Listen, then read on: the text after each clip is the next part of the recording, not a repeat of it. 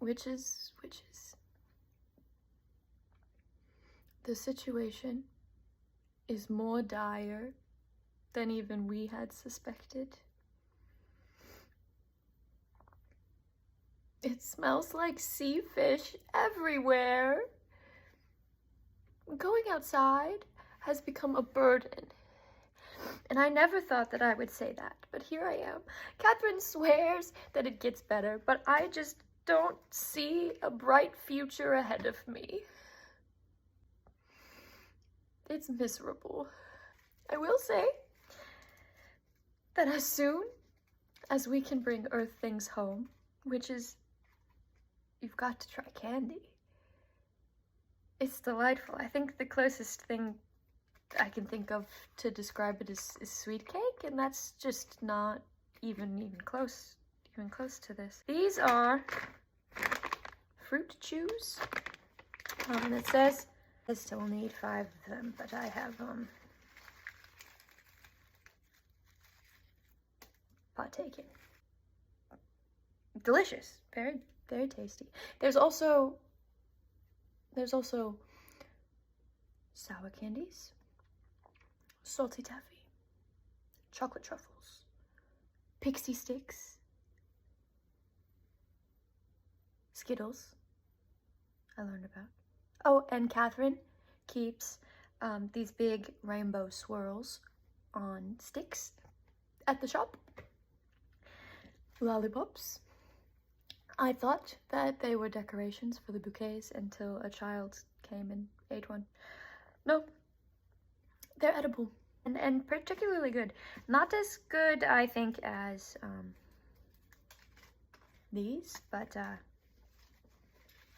quite tasty, quite tasty. Again, you will have to try them. Have to try it. We humans are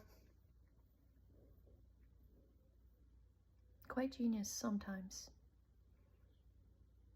They got this one. This one's correct. It is very interesting to talk to humans all day. Usually in the shop, it's just me, Catherine, and Ryan. Ryan works at the shop too, but he's kind of boring. But I like talking to Catherine. She's very funny. She really likes romance novels, and she tells me a lot about the books that she's reading. It makes sense. It makes sense that she's a florist, you know. She likes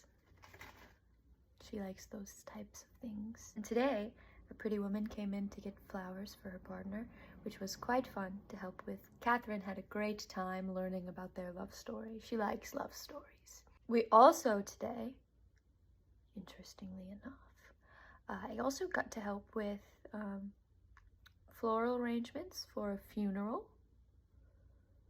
I tried to ask the customers some questions about it, but Catherine advised me that that would be incredibly inappropriate. So rather than ask them the questions that I really wanted to ask them, I had to wait and ask Catherine later, right? And apparently, now, it's not the same everywhere, okay? It's different in different parts of the world, but here, when a person dies, their family puts them in a box, buries them under the earth, and then marks the place with a stone so that they can come back later, which,